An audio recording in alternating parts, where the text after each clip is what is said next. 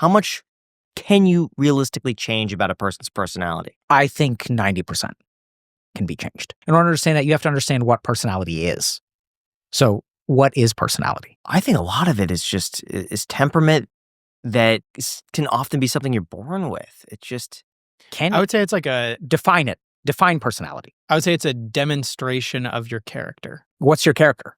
I would say like the biology that you're born with. Similar to, if you're born with allergies, then they're really only onset with a stressor. And character is something where it's kind of like you're born predisposed towards a certain way, and then it's... So let's start by understanding, right? So like, I think we don't do this. And this is why I love podcasts like this and making content. So personality is three things, like literally and technically and scientifically, it is three things.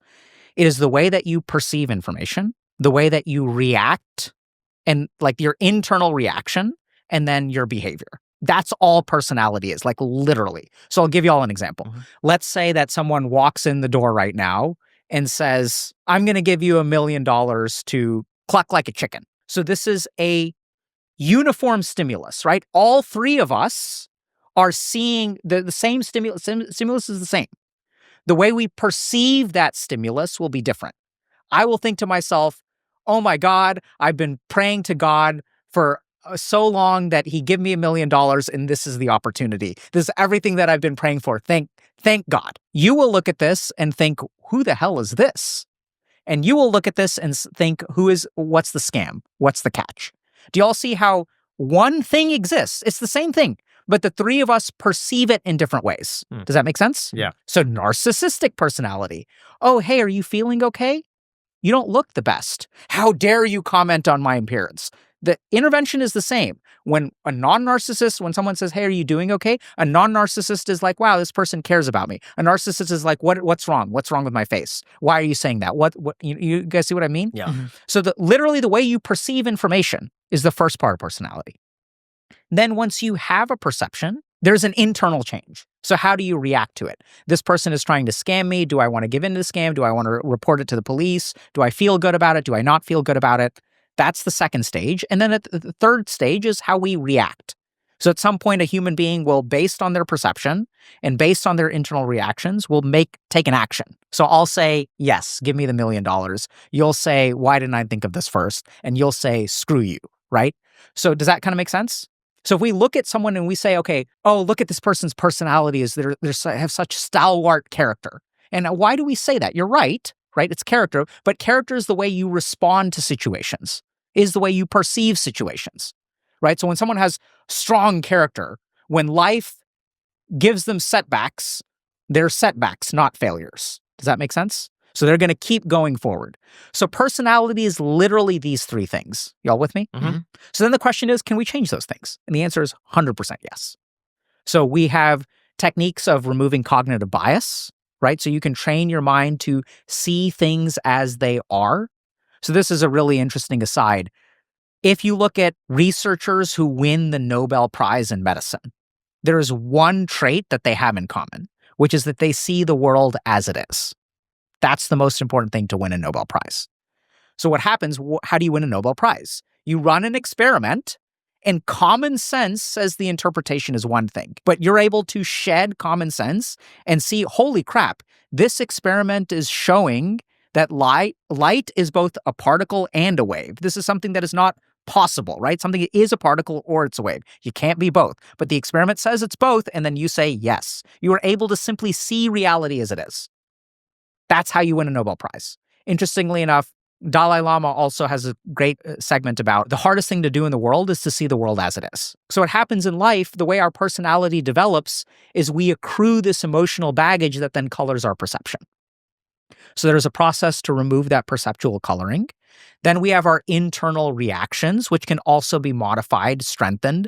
Even though I feel angry in this moment, I can change the way that I see that anger. I can have a mindset shift. I can cognitively reframe. I can do a deep breathing exercise so that my amygdala calms down. There are all kinds of things that you can do to change that internal reaction. And then there's the action. And that's also modifiable, right? We can change the way that we behave. That is like a technical thing that we can do. Is it ever possible to remove negative emotion entirely? Like not be angry or physically just don't feel afraid or anxious of something, or is it all just about managing it? Are you angry right now? No, How did you do that? I'm just not. But how? You were angry at some point in the past, At some point. and now Sure. you're not. Correct. How did that happen? Just by the stimulus is coming in. Is that the only way? I think so. Is it not? So remember, Yeah. does a stimulus control you? Subconsciously, it does. Don't use that word Okay. because no one knows what that means. I don't know what that means. You don't know what that means. Does a stimulus control you? Yes. How? It'll influence, I know you don't like to say subconsciously. It could, what? Come forward. Come forward. Come. Yeah. Come. No, I'm not doing it. Yeah, come forward. This is the What? stimulus. He's Yeah, gonna put but his finger in your come. mouth. No, you're not here now. Come. Come. See, what was that experience like for you? It's uncomfortable. Right? Yeah, but sure. I created a stimulus. Sure. But your initial reaction was no, and you're like, Yeah, because it felt like a test. I'm doing something to you, Yeah. and you have some ability to modify what's going on inside. I was reactive. You were reactive, Right? and then Yeah. you modified it. At the beginning, you said no. Yeah. Later, you said yes. Maybe you're regretting it. My point is that the stimulus doesn't 100% determine what happens. Now, you can make arguments against that. We can get on, because some people believe in biological determinism. I don't. But I don't think that the universe is biologically deterministic. You can make that argument, right? So the stimulus is just stimulus. Like, just to give you a simple example, and we know this, like, this is so common sense. When I was working in the emergency room, I one time went in to see a patient, and the patient's high on his mind on K2. Y'all know what K2 is? Yeah. It's synthetic marijuana. So like at gas stations. So like people Weird tell me that I'm a terrible piece of human being and all this kind of stuff. You hear this stuff all the time when you're a psychiatrist, but the first time it happened to me, it hurt to hear that. And then over time, as you learn more, that same stimulus does not have to have the same emotional reaction. Does that make sense? Yeah. So the emotional reaction is somewhat influenced by the stimulus, but is modifiable by you, right? So what was your original question? Can you remove negative emotion entirely? I don't know what you mean by remove, and I don't know what you mean by entirely. Can you get rid of feeling negative feelings? Yes. I wouldn't recommend it, but you can do it, right? So one way that we do it is ketamine. So like that's why we give it to people who are anesthetic. Yeah. Another way that we do it is through something called dissociation, which is not, generally speaking, healthy long-term. So when people who are undergoing trauma dissociate, and there's a really fascinating neuroscience behind this.